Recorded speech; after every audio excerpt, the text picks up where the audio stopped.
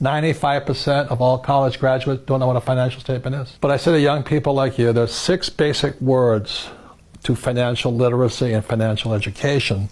And the 6 words again are income, expense, asset, liability. And the last 2 words are the words cash flow. And that's why the game is called cash flow. And the secret to being rich is not a college education, but can you control cash flow? Life when you're young is a completely different experience to life when you're old. Having $5 million when you're young is much better than having billions when you're 70. What the fuck are you gonna do with money when you're old?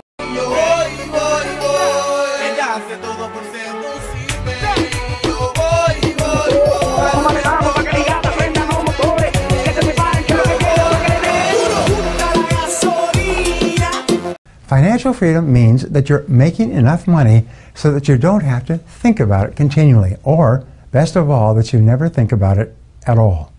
Most people worry about money all the time, and that's a lousy way to live. Nearly 80% of the population is preoccupied with money problems. They think about it when they wake up, and they think about it during the day, and they think about it when they go to sleep at night, and sometimes it keeps them awake at night. The only way for you to achieve financial freedom is for you to define your financial goals clearly and then make plans to achieve those goals. My name is Kobe Bryant. I'm 17 years old. I wasn't invited to parties or friendly gatherings on the weekend. So on Fridays and Saturdays, I would go in my rec room with my basketball and basically dribble myself to sleep. And I think that was the best thing that could have ever happened to me. Because during those lonely hours in the rec room, I discovered the hunger, the motivation, and the desire to be the best possible basketball player that I could be.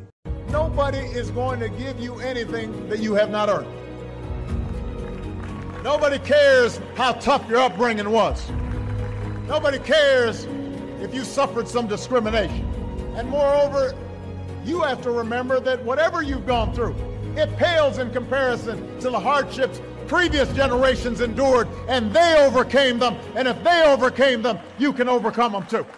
Work ethic is the most important thing you need to get it and to get out of your situation. Most of the reason that you aren't rich is excuses. Well, I was gonna start, but I'll do it tomorrow. Do it right now.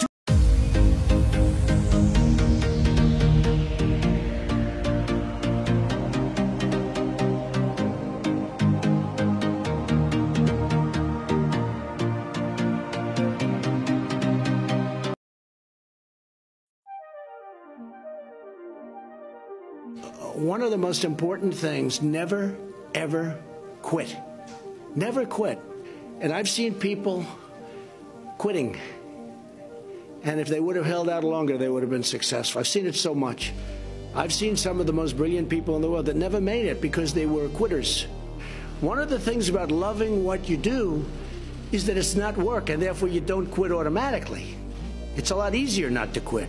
Now, you have to also have flexibility, though.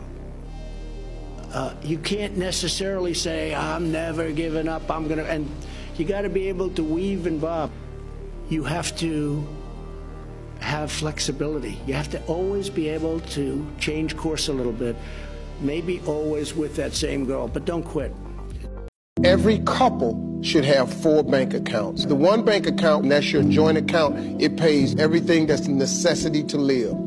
The second account, a savings account, where you both agree to put X amount of dollars of that money in it, and it takes 2 signatures to move it. The third and fourth account, she should have her own bank account, and you should have your own bank account. She can do whatever she want to do. She ain't got to check with you and ask, and you can do whatever you want to do, and you ain't got to check with her and ask. And that way, guess what? The bills are paid, you have a roof over your head and a car to drive.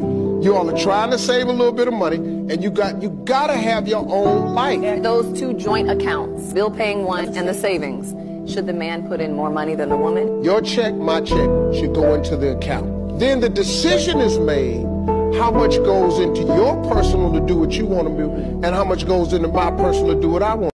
What do you think is the number one thing that young people get wrong when it comes to finances? We teach young people everything. Geography, reading, math, sex education. We don't teach them about investing. The average salary in America is $52,000. And if you put aside 10% of what you get paid, by the time you're 65, you'll have $1.2 million in the bank. Nobody teaches them that.